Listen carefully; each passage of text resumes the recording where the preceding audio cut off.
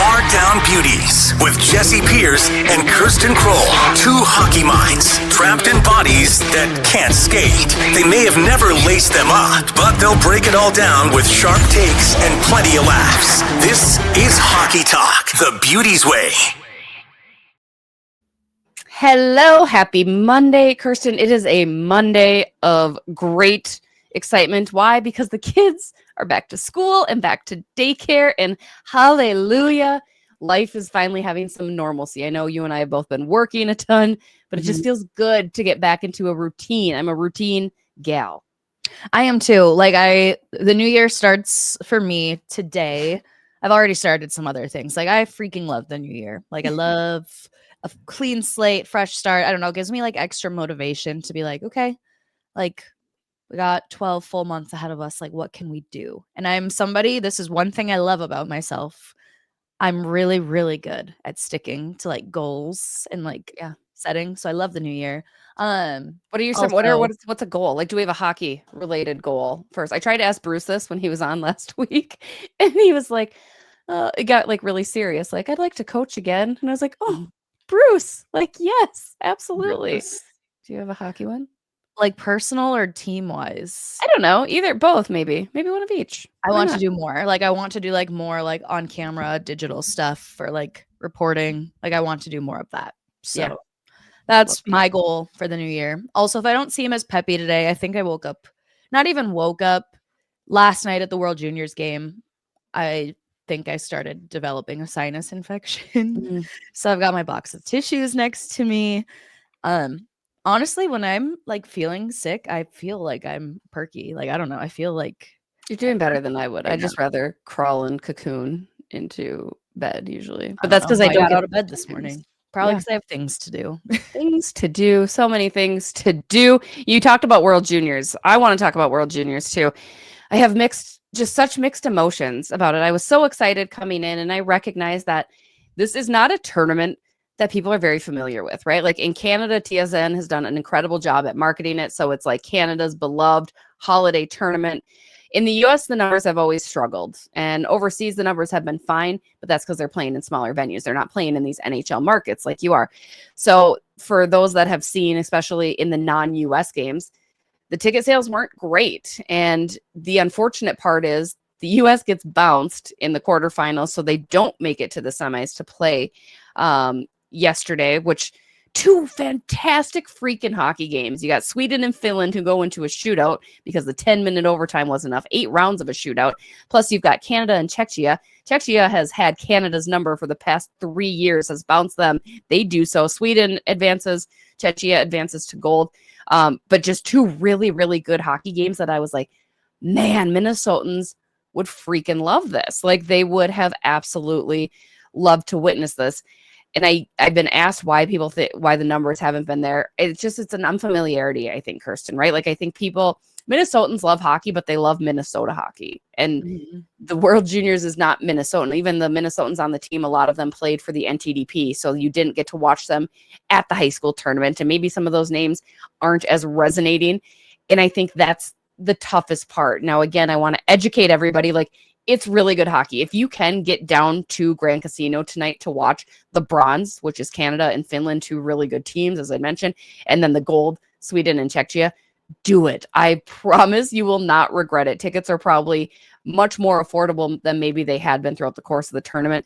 But that's my rant and my soapbox because, God, those games last night were incredible. They were. And plus, too, if you're a big hockey fan, and I mean, forgive me if I'm wrong, Gavin McKenna, he's undrafted right now, right? Yeah, it's his draft year coming up. Draft year. So Gavin McKenna, he's the coveted NHL prospect right now, seemingly first overall pick leading into this year's draft. He plays for Canada. You get to see him play. Adam Bennick, Minnesota Wild prospects, going for gold on Czechia. Aaron Kivicharu is on Finland. He's their captain. He's had a good tournament. Yeah, a lot of players to look out for. Most of these players will be in the NHL or drafted by teams. I don't know. But I will say too, playing devil's advocate, I am one of those people growing up. Once I got to college, I became familiar with World Juniors. But growing up, I didn't know what it was. And plus, I think too, you talk about Canada and TSN, most Americans, I would say, don't have access to NHL Network. It's Yep. like they do great coverage of it, but it's harder to access as opposed to other markets who do a really great job of televising these Yeah. games. 100%. I love NHL Network and what it represents. You need to get this tournament off NHL Network if you want it to get more exposure here in the States. I think that's a huge hurdle to get through for sure. But I just want to reiterate, because that you don't know when it's going to come back here. I don't think it's coming back to the US until like 2031 in general. And who knows, the next time it'll be in Minnesota. So if you have the opportunity, go check it out tonight. You still have a chance. I know it's a Monday night, but 3:30 for the bronze, 7:30 for the gold. Again, just really good hockey. Like, I regret not watching Czechia more throughout the tournament, because I was like, this is a fun team. They got a fun little goal bop too. Like, Canada went with the Tragically Hip for their goal song. Fine, I get it. I get the sentimental value to Canadians with that song, but it just doesn't bop as well as like the Sweden goal, or like it's like an EDM rave for Finland every time they score too. Like, it's just it's fun. I feel like I'm at a club, especially when Sweden's goal song comes on. Right? Can you just imagine Ecker and Broads like bop into that all the Yeah, time? they probably like go nuts for it. They're like, yeah, I'm home. This is great. I know. And obviously I get it. It's disappointing when the US, I will say, fans showed out for the US games. Like, throughout the preliminary round, it was really fun to be a part of. I think something else that was a problem that they should have been more lenient on, like, I get you buy your tickets where you get them, but how everyone in the arena was so spread out. It's like, if the Yeah. seats didn't get sold for the lower bowl, just like let people go down there. Like, that would have helped make it look better, because there were people there, but everyone was so spread out that Mhm. you just see all of these empty seats and you Right. don't see the people in the uppers. Yeah. No, I'd agree with that. But either way, fun tournament to be a part of. Again, you can still go grab tickets today for the bronze and the gold. Speaking of international hockey, we obviously have to talk about the Olympics, Kirsten, coming up. Olympic US team was named, Canada was named, all the teams were named. Let's start with the US. Our boy Billy Guerin. Hilarious that players were not answering his phone call immediately when he was announcing it. No real surprises. It's mostly the Four Nations team, with the exception of no Jason Robertson, who is one of the top American scorers this season, plays for the Dallas Stars.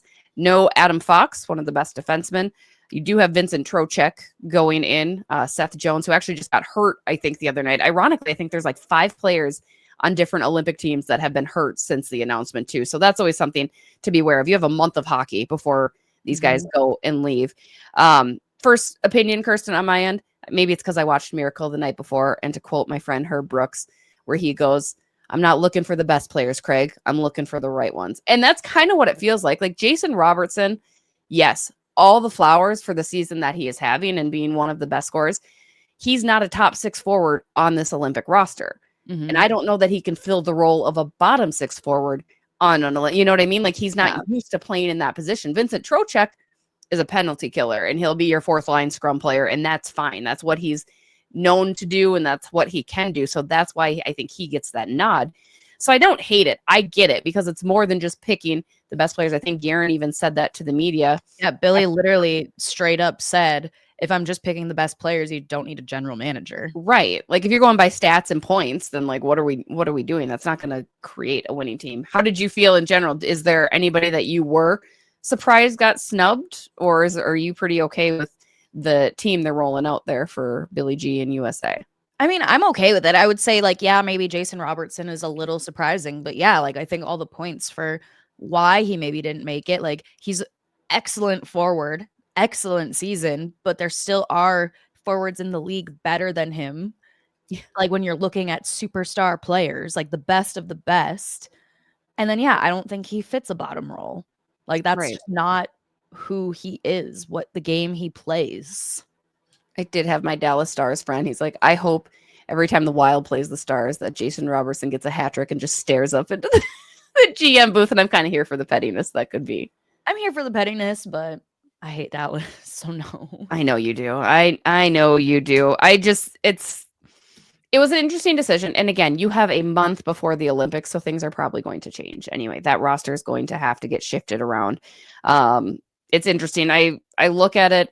And it's very Four Nations, and they didn't win the Four Nations, mind you, right? And that was a shorter tournament. So I'm curious to see how they kind of gel and perform as everything. Canada, the highlights, our boy, and I say our boy because he's a Hobie Baker winner, and we have talked with him on different occasions. Macklin Celebrini makes the roster. How could you not put this kid on the roster? I'm glad Canada didn't screw that one up. Tom Wilson, another one of the players, unfortunately, that was injured. He makes the roster. Bennington, Kemper, and Thompson are their goalies. How do you feel about Canada's odds? Obviously, they got the max, right? They got McDavid. They got McKinnon. They got Cale Makar. Pretty good, but I'm just happy that Celebrini and even Tom Wilson made the team. Celebrini definitely earned it. Like, he's so freaking fun to watch. Like, I love watching Macklin play, except when the Sharks are playing the Wild, and the Wild can't seem to get a win against the Sharks. Mm-hmm. And also, just quick side note off of that, I know a lot of people are like, I can't believe we can't beat the Sharks. They're a good team this year. Like, we knew they were going, like, they were in a, I don't even want to say they are still in a rebuild. Last season, they were in a rebuild. They turned that ship around. Like, San Jose is not the San Jose team that they were. Like, that ship has sailed. Like, they are going to be good for a while moving forward. Like, Macklin Celebrini was the difference maker for that team. I mean, it's evident. Look at the season he's had. He's made the Olympic roster. Like, that kid is. And then you look at the other talent that they have out there. Like, San Jose is just going to be a threat moving forward.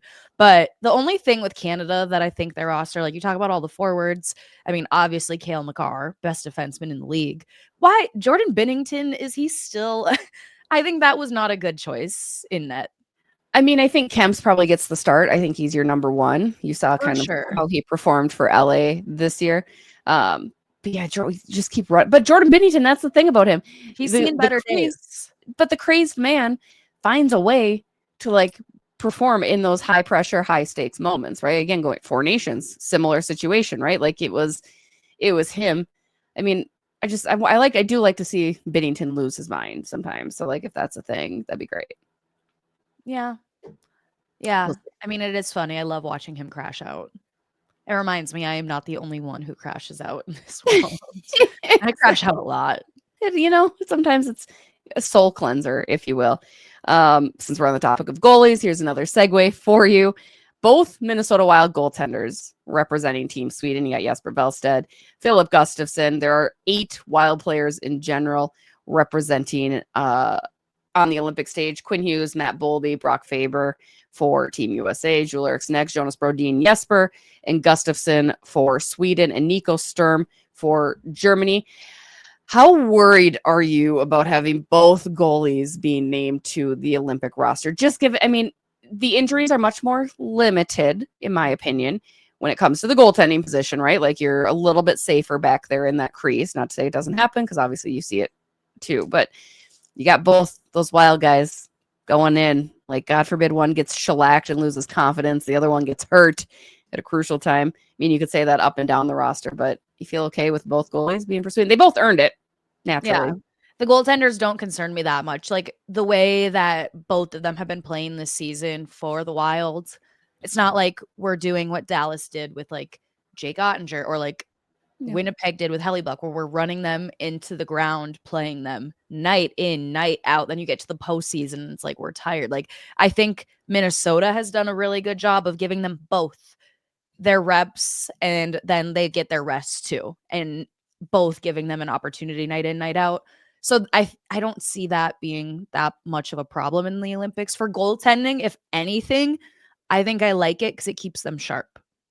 That's a good point. Like, having those games, getting that, not taking that break. I think when goalies sit too long, that's not good. So I think, honestly, if anything, for goaltending, it could be a huge positive. It's more like the Jonas Brodins of the world that really scare me, because that man is glued together. Not well either, it would seem like. Like, I feel anytime he's gone to an international tournament, he gets hurt. Yeah, that can't be. It's not less than ideal. Are you concerned about injuries? Like, what does the NHL have to see, do you think, to, like, be like, we're not doing this again? Like, how many players need to get hurt, or like, what do you think is kind of the line or the limit for them as far as participation goes. I know the players want to do it, and I love it. I'm so freaking excited to see best on best. Like, it's going to be absolutely incredible. First time since 2014, right? Like, so it's going to be thrilling. But what do you think? Where's the line for the NHL to be like, this isn't the best idea? Like McKinnon, McDavid, McCarr, like, I probably mean, I not. think if you if you see your star players of the league go down, like, I mean, everyone going into the Olympics is a star. Like, you're the best of Yeah. the best. Right. But yeah, if you were to see like a McKinnon, a McDavid, them go down, that alters the course of the NHL season. Then, like, that's catastrophic for those teams. Yeah. Like, those are the difference makers. Right. So I don't know, but honestly, I thought the rink not being ready was the tipping point. I don't know. I could put a rink together quicker in my backyard. You had 4 years to do it.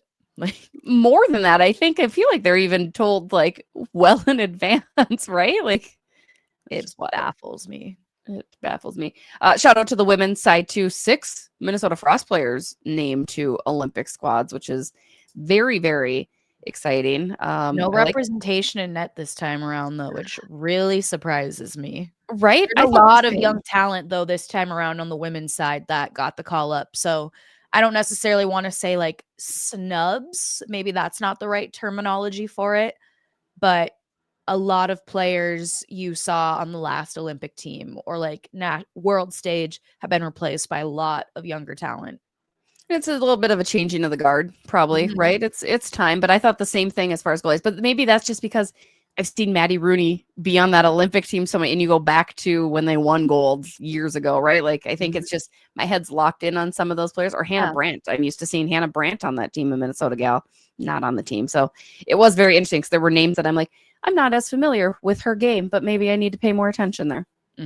Yeah, no, I think the women's roster surprised me a little bit more. Yeah. Than the men's. I don't know. The men's is pretty much exactly what I expected it to be. No. Even like it was really funny too, like when they were on the Today Show last week and Jack Hughes gets the call from Billy. And then he's like, hey man, just wanted to let you know you made the team. You probably knew that being on the Today Show this morning. And then Jack like actually like smiling and like having personality in the phone call. That was great. Can we talk? There's so many different transitions that I can always prepare for this. I need to talk about Quinn Hughes and maybe just the Hughes family in general. Obviously, Quinn Hughes crushing it still for the Wild. 12 Why points, does he 11 crawl games. over the bench? Not even like a crawl; it's like a slither. Why does he do that? Because he's a little man. But did you see the latest weird thing that he did? What? It's a viral video, and I will probably input it here, or if not here, at least in the clip that I'm going to clip. It's just him standing on the ice. Like, when you daze off and you're just like staring. on the blue line? Didn't yes. he do that? And somebody was actually talking to me about that last night. And I was like, why is he so weird? So weird. And he's just like, and it's not just a brief moment. Like, you get those little brief dazed moments and you're like, okay, you click back into reality. It was a good long while. Like Faber skates by, like and all the other guys are just acting like this is completely normal for him to do. It's just this vacant, there's nothing going on inside of that head at that moment. Even when and I'm like, what are we doing? When he's sitting on the bench, he does the same thing. But he's so good. I don't know. Like, I love it. Like, I love all of these really weird quirks that man has. Yes. They make me laugh, but I'm like, why? And also, I do need somebody to ask him, like, why do you go over the boards the way that you do? I think there was like a clip of when Quinn first came here and like Kirill or somebody, I don't think it was Kirill, but somebody on the team like opened the bench door for him and he still just like slithered over like he does. I'm like, why do you do that? I remember you're an athlete. I know you can hop the boards. There was a Vancouver person. They're like, oh no, our short king, you're being weird again. Stop being weird to your new teammates. And I was like, it is kind of weird. Like, you're right. I need to ask him. Like, I need to kind of pick that brain of his. Like, what's with this? Like, it's what he's always done, right? Like, we talk about being creatures of habit. Maybe he's like, I don't know. That's how I get on over them boards. But it's really just the Hughes family in general. Like, I feel like they have such personalities, but they don't show it. So I'm just like, what's going on there? How do you feel about Jack Hughes getting some shade tossed at him by Kid Leroy, possibly in his latest song? What was the shade? I didn't know. Oh yes, I can't believe you didn't know. I for sure I was like, this is know. up Kirsten's alley. She's gonna I'm know all sorry. about I it. spent the early parts of the year already crashing out. I was focused on different things. I'm in the midst of a crash out right now, and now I'm sick. So Oh, yeah, 2026 is off to a rough start we're in gonna this get you whole back. thing. We're getting you back in the green. Don't you worry. I know, So like I feel it. It's coming. for those unaware, I don't mind how many weeks ago. It's not confirmed, but Tate McRae, a musical superstar, It's fair to say. confirmed. She was wearing a press pass that literally said Hughes family when Yes. she went Okay. to the Devils game. It's like they haven't confirmed it themselves. They've been photographed walking New York City together. They are a thing. Was Jack's hand photoshopped in that photograph, or was it like normal? Did you see the Devils did that too? Like they photoshopped to hide his like clearly still injured hand. Incredible. But Tate McRae, who again, superstar musician or singer, yeah, that entertainer, World class entertainer, dancer. yeah. Love her. Used to date Kid Leroy, who is a rapper, right? Yeah. Yep, yep. I know one of his songs, but that's it. Australian rapper. Okay, so they dated for a hot minute or like a while, like a year. They dated for a year, but I think they were friends longer. Okay, And according so, to one of her songs, it sounds like they hooked up in Mexico and then oh, see, just there you like go. were a thing from there. And for those going way back, Tate McRae used to date Cole Sillinger from the Columbus Blue Jackets. Yes. And I mean, it's people, the internet says it already. So, I mean, I can't, it's unconfirmed, but the rumor is he fumbled and cheated on her. That'll happen. And Tate is Canadian, so maybe that's where her affinity for hockey comes from. She's not related to Basil McRae, former North Star. That's where my head immediately went to when I thought of her. Anyway, her brother does play for Dartmouth hockey family really? in Calgary. She's a Calgary Flames. She's a Calgary fan. Flame. Yep. So in Kid Leroy's song, he says, way before your friends chimed in and started bashing me. That was way back when y'all were just fans of me. Way before. Did you tell him why you called that night? I bet you didn't, girl. You're wrong. That's right. Then you hopped up on a long-ass flight, went to see him do his thing, but your heart's on ice. It's the ice part there, for the record. Oh, don't do it to him, please, girl. You know it's not nice. Only you know what I mean. It's a cold-ass life. There you go. That's what the people on the Twitter are saying is throwing a little bit of shade at Jack Hughes. It probably is. Yeah. It probably is, honestly. Because also, Leroy, I mean, it was like the big thing. Everyone was questioning if they were even broken up when the rumors started because he only ever followed Tate on TikTok. And even after the breakup was like announced, still only followed Tate on TikTok. And then at the second the photos of her with Jack Hughes dropped, unfollowed. See, this will do for your Beauts tea of the week. This is kind of fun. I know. Welcome to my world. Like, this is why I talk the way that I do all the time. And I'm doing better. I'm like, I'm going to save these because this is perfect. Like Kirsten, entertainment correspondent interjection. Let's get the reel going. Get me like a loop. Be like Kirsten. Entertainment. Exactly. Like breaking news. So Quinn Hughes is cool. We like that. We love what he's doing. The Hughes family, fantastic. Team continues to soar. Let's talk about Matt Boldy again, like our favorite topic. You and I both called heading into the year that he was going to score 50 goals. I don't think either of us have wavered from that. I believe you even ventured further to say he is going to score more than Kirill Kaprizov. Currently, as it sits, January 5th, Matt Boldy, second in the league with 26 goals. That is 2 more than Kirill Kaprizov, 9 back from Nathan MacKinnon, who's leading the league. That's probably never going to be attainable. That means he's only 24 away. Again, Matt Boldy, I think there was a tweet that resurfaced from somebody where it was the day Kirill signed. I said, this is Kirill's day, but this is going to be Matt Boldy's year. And it has been. Like, he has been contributing in every facet. There's a consistency. There's physicality. He's on the PK. He's just, flowers to Matt Boldy. We'll probably continue to do everything this year. Like, he's found his groove. I think his role, honestly, like, I think he just looks so much more comfortable this season. Like, deserved. Like, this is what we wanted to see from him. Like, and also it's crazy the Minnesota Wild have 3 pure stars on the team. Right. Like he is that guy. I remember I was talking to that team that you hate more than the Dallas Stars the other day, understandably. Winnipeg. I don't like them. Their fans were incredibly mean to me, and I don't forgive and I hold grudges. So you crossed me. You crossed the wrong woman. I don't like Winnipeg. They had me on, and they were kind of unfamiliar with the Matt Boldy game, and I was like, I'm telling you guys, he's going to score 50. And so now every time he scores, I get a message from Sarah, their show host, and she's like, I get so excited now watching him score. I'm like, yeah, pay attention. He's really fun. Like, he's a really good player to watch. We love it. All the good things, and he's a steal at $7 million. He's going to get paid. That kid is getting paid the next time the contract discussions come up, though. Absolutely, and Billy loves him. Yeah, he's got a little bit of everything. I think like of all players, like Matt Boldy is Billy's guy. Like Billy has always been so fond of Boldy. Yeah, you're right. He's kind of Massachusetts kid, right? Mm-hmm. He's got a little bit of everything, a pure scorer as well as now adding to his game. I love it. I love it. Minnesota tied with the Dallas Stars, who have a game in hand, however, at 58 points for second in the National Hockey League. 3-0-2 on this current road trip with 2 more to go. They got the Kings tonight, Seattle on Thursday before they come back for 3 games. A good road trip. There's no real notes from me, Kirsten. Like that LA game, though, I will say, what was that? Saturday, I think? It was Saturday, and the rematch is tonight. So back in LA against the Kings. That Saturday game was a ton of fun. Like it was so much fun.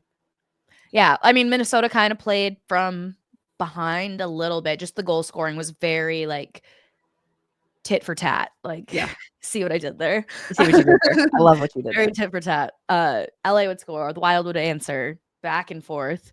But yeah, just the edge later on. But still getting a point out of that, huge. But I do think it's the Wild's game tonight. I do think they'll get the dub against LA this evening. No, the Wild are banking points, which is exactly what they need to do. Speaking of banks, you guys, I never thought much about where I bank. I kind of just stuck with the same place because honestly, it felt kind of like a hassle to switch banks. Recently, though, I did make the switch to North American Banking Company. Could not be happier. They gave me the best of both worlds. I got online and mobile banking tools, so I'm on the go working with my bank. When I need to talk to a real person, though, I can visit any of their 6 Twin Cities locations. So yes, you might think it's a hassle to switch banks. It's not. North American Banking Company has made it so easy. Go to nabankco.com. That's nabankco.com to learn more or visit a location near you. They are member FDIC equal housing lender. That's NorthAmericanBanking.com. Shout out to them. And obviously shout out to our friends at Soda Stick. You know they've got the garb. They've got everything that you want. The Gus Bus shirts you've got, in Billy G Weave Trust. We got the meatball shirts. Whatever it might be. It doesn't even have to be hockey. You can venture on out. Soda Stick has you covered. 15% off with code Bardown Beauties at sodastick.com. Don't forget they're in the Hockey Lodge and at Pure Hockey stores as well if you're looking to move in person. We love them. They're the best. Should we do some cues, Kirsten? We got a ton of questions because as much fun as Bruce was to have as a co-host last week, you were dearly, dearly missed because these are cues with the Beauts, not cues with Bruce. So sorry, guys. I had work to do. Work being I was working World Juniors. More hockey. Are you hockeyed out yet? Do you feel like no? And in this very moment, I welcome the hockey because it's a good distraction in my life. True. Like even going to the rink yesterday, I was like, oh, I'm home. And then even like anytime I walk to my stage and I smell the mini donut stand and I see all of the concerning amount of smoke coming from the mini donut stand, I'm like, I'm home. This is where I belong. A lot of hockey. Let's do our first cue. Obviously, we get a lot of trade questions. Let's just round that one up. I'll start there, Kirsten. Yeah. 3 big trade questions. Travis C., Thomas H., Gord M., even Ron L., all wondering, should we get Tage? Who's attainable? What is Hartman's value? So I'm going to narrow this down. All those guys, different variations of trading questions. So I want you to interject really quick. Yes, of course. I have always wanted Tage Thompson. So yes, if we were talking about a trade, I mentioned it over the summer. I was like, I want Tage Thompson. Yeah. I've always said that, but we don't have assets to give up for Tage Thompson. And also Buffalo has been playing really well. They were on like a 8-game heater until they lost to Columbus Saturday night. Like they had 10. No, they had won 10 straight, which was a franchise record. And they're currently sitting in a playoff spot. They're not giving up Tage Thompson. That's not happening. As much as I have always said, I want Tage Thompson in a Wild sweater. like, was Kevin Adams, their GM, truly the problem? Because they fired him, and then it's like, oh, hey, just kidding. We actually can play with the team. Like, what? What are we doing? Yeah, I think Tage is probably out of the question now, given, like you just said, Buffalo probably never going to lose a game again. Who knows? We'll see. But we've got names that keep getting floated around and that have been rumored or that have been long discussed. So these are the players I'm going to give you. Kiefer Sherwood, Nazem Kadri, Ryan O'Reilly, or Bobby Brink. Now, I'll give you a little background on each of these guys, too, because they're not all centers. I know everybody's like, you need a number one center. You need a number one center. I get it. You can't just find them. You can't just pluck them off the street anywhere. That's just not a thing. Otherwise, every team would have one. Sherwood, 30 years old, left wing, 16 goals, 4 assists, had a 40-point season last year. He is a pending UFA on the last part of a 2-year, $3 million, which is a 1.5 AAV. Kind of, to me, feels like a poor man's Marco Rossi. That's my assessment. Kadri, 35, center, in the 4th year of a 7-year, $49 million contract, which is a $7 million AAV. He does have a 13-team NT or no trade kicking in this year. 8 goals, 23 assists in 38 games, 50.8 at the dot. That's his pro, right? He can win faceoffs. He's got some size. He has cup experience. The cons are his age and his cap hit. Bobby Brink, 24, right wing, pending RFA. He had 41 points last year. He's got 9 goals, 8 assists this year. And we'll round it out with Ryan O'Reilly, 34. He will be 35 in February, a centerman, 11 goals, 21 assists, 55.9 faceoff win percentage. He is on the last year of a 4-year, 18 million or 4.5 million AAV. Pros, he's good on the PK, faceoff, cup experience. His cons, he's a rental. His age, he might not want to leave Nashville. He did play for Colorado for 6 seasons, so the Avs might try to sneak in there as well. And as of note, the Wild have about 8.3 projected cap space right now. Ryan Hartman has a 1 year left on a $4 million deal with a 15-team no trade, just for that. Gave it all to you. What do you think? Any of those, or do you hate all of them and you want to go someone else completely left wing? I hate all of them. I think out of all of those names, Bobby Brink stands out to me the most. And also, that's a name I have really heavily seen thrown around in like all of the trade rumors. I have also Ryan O'Reilly, seen the trade rumors circulating around him. But yes, I have read he has said he doesn't want to leave Nashville. And also, Nashville has kind of picked it up as of late, not saying, especially in the division that they are in, where it's so tight and heavy and stiff competition, that they have a chance at this point because they dug themselves a hole. But I don't think that Nashville's really looking at the moment to give up Ryan O'Reilly. Right. Also, I had another thought and I just lost it. Oh, Ryan O'Reilly had a really, really tough start to the season this year. That's concerning to me. I don't think he's the answer, but we do know I love Ryan O'Reilly. Love Ryan O'Reilly. I love Ryan O'Reilly. He seems like Billy's type of guy too. Like, he's 100%. old, he's scruffy, he's not afraid to say what I think he'd fit really well in that room too. And maybe it's just because I'm more familiar with him. I just think he would seamlessly transition there. But it sounds like he's happy in Nashville though too. Like he had said, he's like, I really like it here. Yeah. So I will say I've still been hearing this, even though I still don't believe it's going to happen. I've still been hearing Sidney Crosby rumors. Would you hate it or would you be okay with it? At this moment in time, I wouldn't. I would have hated it because I didn't think we were like a contender to make a run. Sure. Like when we first were talking about it at the start of the year, I was very adamantly against it. I was like, yes, Sid is still amazing player, but I was like, he is on the back end of his career. I don't know how much longer he's playing, blah blah blah. I went on, and I think, I don't know, I don't even remember. I was like, what's the point to give up all of these assets if we're not gonna go far in the playoffs? But as things have transpired, you get blockbuster deal with Quinn Hughes. That changed everything. The Wild were already doing well at that point. They had turned the ship around, but Quinn Hughes was the difference maker for this team. So now it's like seeing how the team's doing, where they're standing currently. I mean, it probably has changed since, but as of Saturday, they were second in the Central, just like 9 points back of Colorado, just had surpassed Dallas.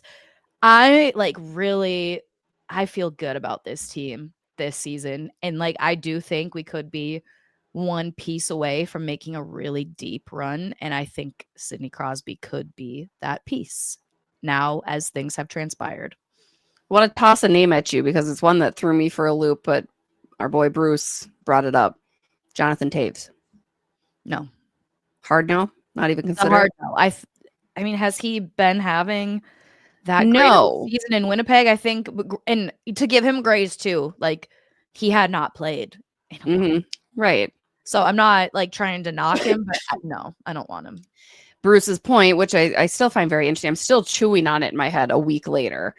His thought was he can play on the fourth line. He knows he's not a top guy anymore, right? He can go down. Nico Sturm's down there, so maybe he's a third line guy, right?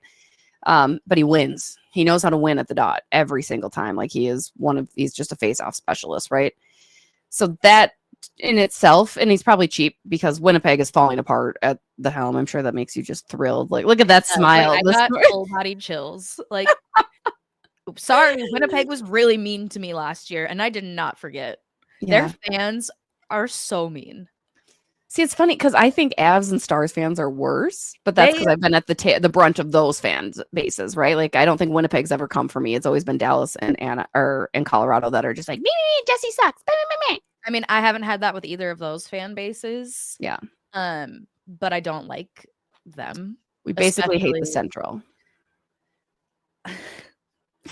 I hate Dallas. I hate Colorado. I hate Vegas. And I hate Winnipeg. Honestly, those are the 4 teams that I hate more than anything. The rest I could honestly care less about. Fair. All right. Could even like find nice things to say about other teams. Any other team except for those 4. Okay. You refute. You couldn't find one nice thing to say about Winnipeg? No. Okay. All right. No. I like the mountains in Colorado. It's like literally anything. It's the song Anything But Love by Tate McRae. That's like me to a T, and I listened to it a lot last week. Like it literally starts off, my dad hates you, my dog hates you, Audrey hates you, and Ryan too. Like I know I missed whatever, but like she's just going off. She's like, I asked all of California, they're all happy that you moved, and she goes off like, these people also hate you. Like I think it's like Cole Sillinger diss track. I don't know if you ever lived in California. But wow, that's like the energy I'm embodying this year. Like think of 50 Cent or like Kendrick Lamar, like the hate tour those two are on. So good. That's me. That's the energy I'm embodying in 2020. And remember, there's the quote that I gave you from one of my personal favorite shows, Vanderpump Rules, where Lisa Vanderpump responds to somebody saying, I know you hate me, Lisa. And she goes, oh, please sit down. You're not important enough for me to hate. And it's, God, just imagine being on the receiving end of that. And I'd be like, wow, I feel not important enough. So like, unimportant. Sit down. Yes. Yeah. Yeah, I don't know. The Taves, again, I just keep chewing on it. But that's maybe because I was just like, oh, Bruce, he backed it up anyway. Like, yeah, I don't love it. Reasoning's good. I mean, valid point. I know. Let's do just one more cue from this week. Austin C. What do you see being the projected record for the month of January for the Wild? With 15 games of the month, do you think they will pass Dallas in the standings? His projection is 8-4-3. Again, right now they are sitting at, I haven't seen what, I only played couple games. Hold on. I'm like doing mental gymnastics. I'm like, we play LA tonight. We already lost in overtime to a shootout to LA Saturday. So currently we have the Islanders coming up. We have the Devils coming up. Yep. So currently they are 1-0-1 in just the month of January because there's just those 2 games. So that's why it's still fair that we can weigh in on this. They're only 2 games in.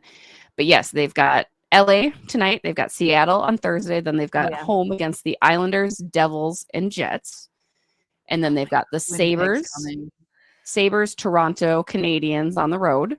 And then they're home for Detroit, Florida, Chicago, Calgary, and they end the month at Edmonton. So a little brief snapshot. Very fair. I'm gonna buy into it. Like, yes, maybe 7 wins. I don't know. 7 wins? Or 8. I'm here for it. You know what? I'm gonna go 9. Oh, I know. 9, 3, and 2. 9, 3, and 2, right? That's 15. I think that's 14. 9, 3, and 3. Okay. 12. Yeah, 12. Yeah, right. 9, 3, and 3. Okay. January. Locked in. Okay. All right. Be kind of fun. I You're say thinking 7 because I think the Wild are very prone for overtime. that is true. Their past couple games, I mean, aside from that Anaheim one, like they're doing the comeback thing. They're going like which is great. So effective for them so far. I need to. This will lead into the buy or sell. Speaking of shootouts, buy or sell the idea that Vladimir Tarasenko needs to not be an option in the shootout anymore. Bye. I borderline would also say Kirill needs to not be an option in the shootout. Kirill is not good in the shootout. It's funny. It's been a long time. We were talking about this on Judd's Hockey Show. Don't forget to go check them out on our Score North channel as well. They actually have their own YouTube channel now starting this month. So very exciting for them, our buddies. But yeah, Judd had broken it down. Like it's been forever since he scored. Like he has been on this drought and but we couldn't figure out why. Like what was the difference? What's changed? I don't know. But even watching the shootout against LA, I was like, oh, there's Kirill. He's not good in a shootout. I literally said that to my friend and then tried to go top shelf. No.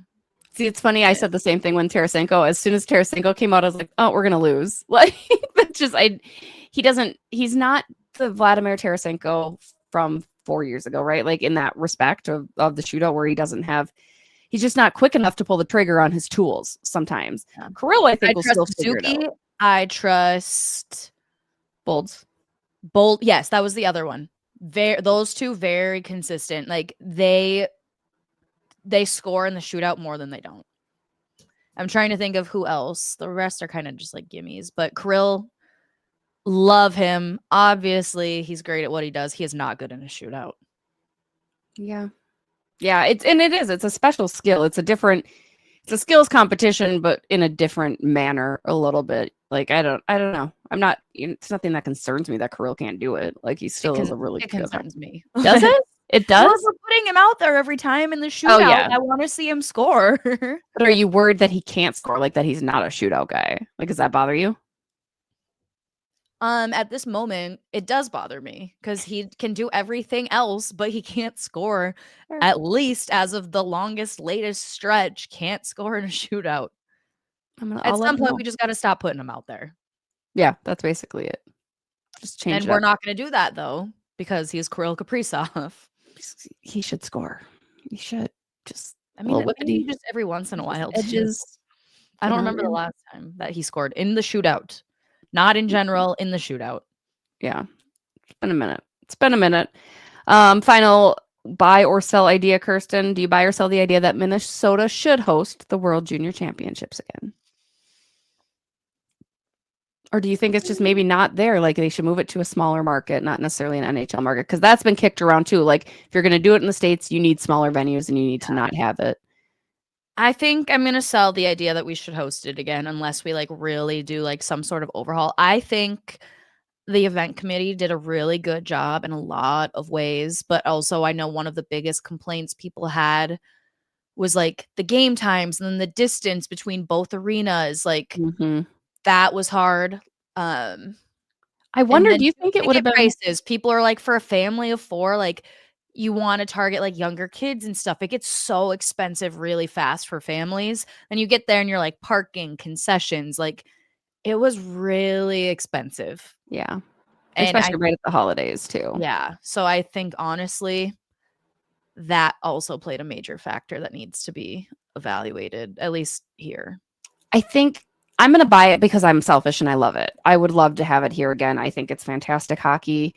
Again, I'm biased having bought into this tournament years ago, but that's because I became more and more familiar with it. Like it was an educational experience for me, is like learning about this tournament.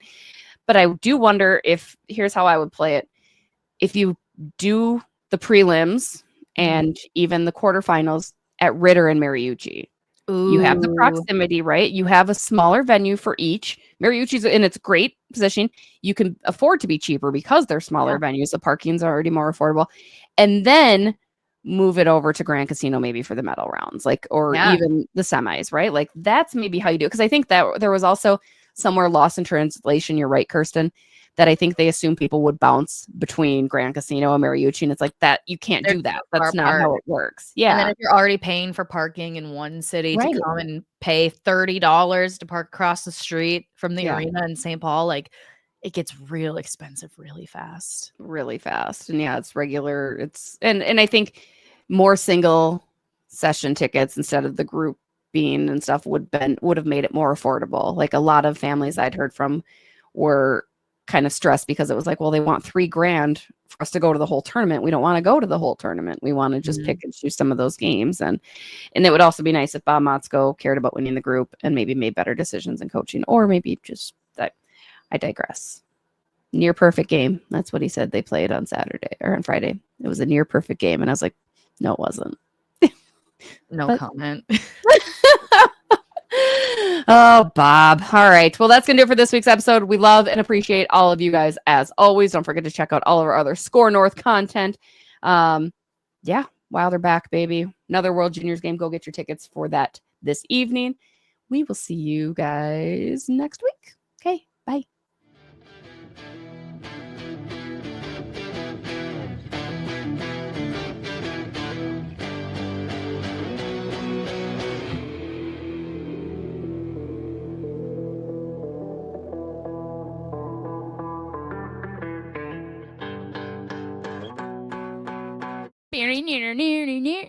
Near.